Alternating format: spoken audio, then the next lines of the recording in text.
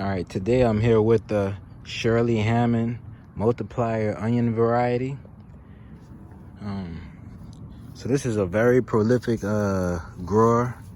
It's very vigorous and prolific. So each of these areas I planted basically one onion set. It looks like a shallot when they're separated. I had about 8 to 12 separated onion sets, and each one produced a clump like this. So I'm gonna try to get these pulled up. If we look at them in the ground, you can see it's actually one clump right here, and if we look right here, it's also another clump. So each of these were one single onion set that I planted last fall. I acquired this variety from Baker Creek. As you can see, it's in a grow bag, but this grow bag is it was a 30-gallon bag that I cut into 4 equal pieces.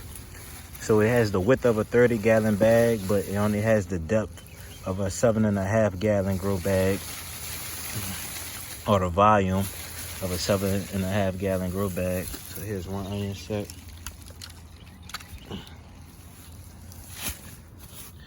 And that's a nice clump.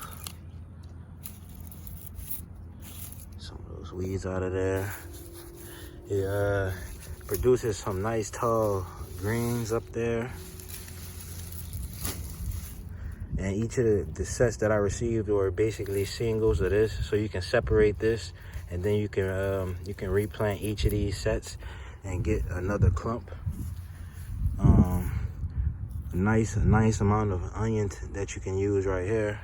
This is what I meant, that it looks like a shallot. If you look down there, it's a very small bulb. All right, so let's get all these pulled up. I want to start multiplying this variety. Shake those roots off and they come out clean. I'm getting ready to use that area for some, oh, that's a big clump. I'm getting ready to use that area for some sweet peas.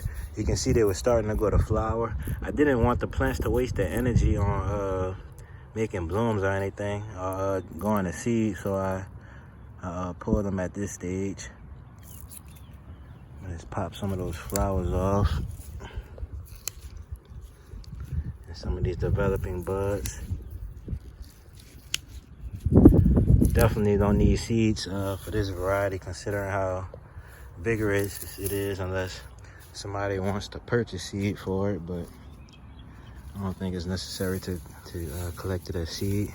Now these back here that were getting less sunlight and planted up against this corner, they seem to be a little bit smaller, so I'm gonna leave those in there. I guess a good time to harvest that is this variety is when it starts to make its flower buds. It has a mild flavor. The onion has a very mild flavor. It so some more right here. It's definitely not strong like how I would like some of my onions, and it doesn't have too much of a sweetness to it. I may put it on a bricks meter in another video. I think I might start taking bricks measurements of onions, but you can see the type of spacing that you can that you may need with this variety if you plant it in an ideal location, ideal full sun location. This was one set right here. That's just amazing. All of those stumps in there. And then over here are some that I transplanted not too long ago, but I believe I showed this on video. If I did, I will link it in the description. But I pulled up some of these when they were still a little bit younger, and then I transplanted. These were in that other bed, and I transplanted them to over here.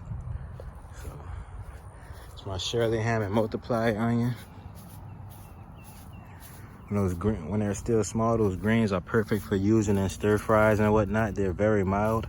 I haven't used the greens in this stage. Let's give it a taste. Let's give it a smell. Yeah, so it's still mild. It's a mild green. So if you don't like the strong flavor of onions, this may be the one that you want to grow in your garden.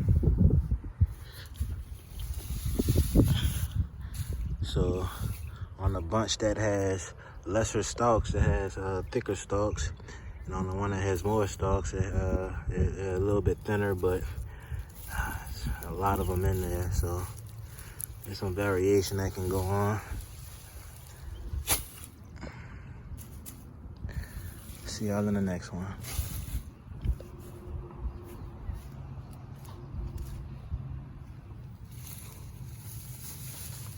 This works well as a companion plant for many crops if you want to shade specific areas.